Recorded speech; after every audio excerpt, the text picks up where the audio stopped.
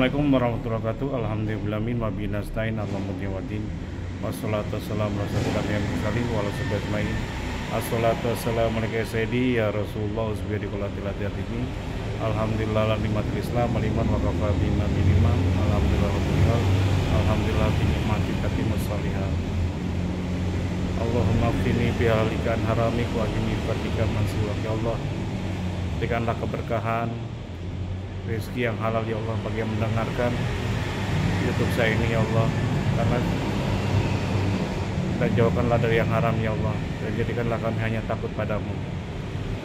Sob, ini pengalaman nyata ya. Kebanyakan orang ini panik dalam melakukan berbagai tindakan ketika sudah terlambat gitu, agak terlambat stadium 4, khususnya masalah hutang dengan bank, apalagi melawan perusahaan yang udah terkenal cukup jeli, cukup gercep gitu, melakukan lelang seperti penanaman modal DDD gitu dan yang lain gitu, atau beberapa bank juga, bank BUMN dan swasta. Nah, ini ada kasus dari warga ketika sudah ini, saya tuh berniat sekali mau bayar, makanya kalau aset saya laku itu bisa nutupi semua, malah lebih dua atau tiga kalinya gitu.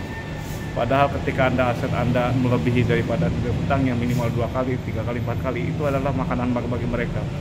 Baru telat 3 bulan aja sudah diajukan untuk di SP 1, 2, dan 3 dan diajukan untuk lelang. Berikutnya 5 bulan sampai 6 bulan sampai setahun itu mungkin itu sudah dilelang. Dan ini betul sudah dilelang, sudah ada pemenang dan ditekan oleh pemenang lelang untuk meninggalkan rumah. Apa yang harus dilakukan? Ya udah, jadi gini.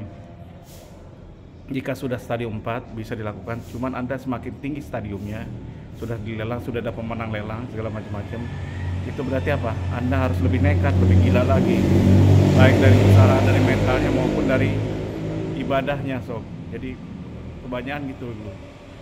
Dan gini, kalau hutang dengan bank itu dengan yang ada jaminan, Anda suka tidak suka segala macam-macam, itu pasti kalau Anda tidak didiamkan segala macam-macam, pasti Anda kehilangan juga akhirnya pada ujungnya gitu. Lebih baik kita yang menjualkan aset itu dan dan kita dapat kelebihannya gitu. Saya terakhir kemarin itu negosiasi dengan sebuah bank BPR ya, padahal BPR terkenal sulit kan gitu. Ternyata bisa tuh, tapi saya harus siap gitu loh. Dan kita pun tidak terlalu jolim karena hutang saya itu udah terlalu lama, sampai 4 sampai 5 tahun. Kok lama menyelesaikannya? Ya karena memang mereka melelang juga nggak bisa, karena saya tahu sedikit hukumnya gitu. Dan ketika mereka kesulitan untuk melelang dan yang lain, akhirnya negosiasi lain dipakai oleh mereka, oleh bank itu. Dan saya kalau kantor saya jual itu agak susah, kan lebih baik villa, jadi saya pilih aja mana-mana gitu. Jadi yang saya umumkan yang saya jual itu kan bukan hanya yang ada jaminan, kan jaringan keluar sertifikat di kantor saya gitu. Tapi saya jual semuanya, ada villa saya, ada sawah saya, seluruh aset saya jual dulu, saya iklankan gitu. Baik di banner dan yang lain. Ternyata yang laku adalah villa saya. Ya udah nggak apa-apa, saya kehilangan villa gitu. Dan saya jual juga cukup murah segala macam-macam, karena kalau nggak juga itu akan ribet, akan susah gitu, karena nilai aset kantor saya lebih besar itu di bypass Ngurah Rai, pinggir jalan, nol jalan gitu. Nilai asetnya daripada hutangnya itu jauh beda gitu, sampai berapa persen ya, 4 kali lipatnya nilai aset saya gitu. Jadi saya harus selamatkan dulu, dan kantor ini kan bagi anak-anak juga untuk bekerja, bagi anak buah saya gitu. Dan saya udah ngomong ke mereka semua, kalau kita kehilangan kantor pun nggak masalah gitu. Saya lihat dijual, ternyata yang laku villa aja gitu. Dan Anda pun sama, jadi kalau Anda bermasalah seperti itu tadi, aset yang buat jaminan, yang ada jaminannya di bank dan yang tidak ada, Anda jual cepat-cepat gitu. Dan ini harus dilakukan gitu. Dan kalau nanti seandainya kurang daripada nilainya, kita bicarakan dengan bank. Contoh saya kemarin, saya jual 2 miliar, hutang saya 2,8 gitu. Bank ternyata dapat membeli, maunya 1,350. Dia nanya, gimana? Ya udah, kalau mau ambil 1,350, selesai, saya oke, yang penting selesai. Udah gitu, nggak bisa kok, jauh sekali katanya, ini diskonnya pun banyak. Ya terserah urusan Anda, kalau Anda mau menyelesaikan cepat, kalau nggak ya kita ketemu di pengadilan gitu. Dan akhirnya dia mau menyelesaikan. Setelah selesai deal pertama selesai, baru deal nego kedua gitu. Nego kedua, saya nggak mau bayar pajak dan yang lain-lainnya. Kenapa? Saya nggak ada uang lagi gitu. Hanya mereka kasih Akhirnya mereka mau gak mau udah deal pertama. Jadi kalau negosiasi jangan langsung semuanya diungkapkan, bingung mereka, pusing gitu. Sedikit-sedikit aja gitu. Nah ketika mereka sudah deal yang pertama, saya ngomong yang kedua. Deal yang kedua, saya nggak punya pajak, uang bayar pajak itu BPHTB kan cukup gede gitu, ratusan jutaan mungkin lebih. Akhirnya mereka setujui, ya udah selesai. Jadi BPHTB dan marketing mereka lakukan. Jadi itu yang dilakukan. Jadi kalau Anda seandainya sekarang sudah dilelang segala macam-macam lebih berat, so kenapa saya tidak dilelang meskipun udah 4 tahun, mereka dia, sedangkan sahabat saya ini baru 1 tahun sudah kena lelang dan ada pemenang lelangnya.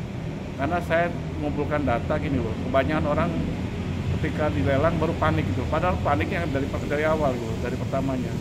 Jadi kalau saya mengumpulkan data itu dari awal gitu, data, bukti dan saksi gitu. Supaya jadi kalau ini salah satu contoh ya, ketika kita macet, mulai awal macet, yang saya harus diskusikan adalah apa? Saya diskusi dengan keluarga saya dulu gitu, terutama istri saya, bahwa kita akan macetkan banknya karena kita sudah tidak mampu lagi, mohon doa untuk menyelesaikan. Bukan memberi beban kepada mereka, bukan, tapi apa? Tapi minta doa saja gitu. Dan saya bicarakan juga dengan anak-anak saya yang udah dewasa gitu, bilang, Mbak, ayah gini, tolong doa ya benar-benar bisa selesai gitu. Dan saya bicarakan dengan ayah mertua saya juga yang masih hidup gitu, orang tua saya gitu. Saya minta doa mereka semua, saya tidak minta mereka ngapa-ngapain karena insya Allah saya mudah gitu. Jadi Pak, Bu, mohon ya doakan saya menyelesaikan hutang riba saya gitu. Mudah-mudahan saya bisa dipermudah, itu aja gitu. Jadi itu yang saya lakukan gitu. Setelah itu mulai ketika kita macet, kita harus siapkan mental sampai ke pengadilan, sob. Jadi kalau pengadilan itu kan butuh bukti, data, saksi gitu.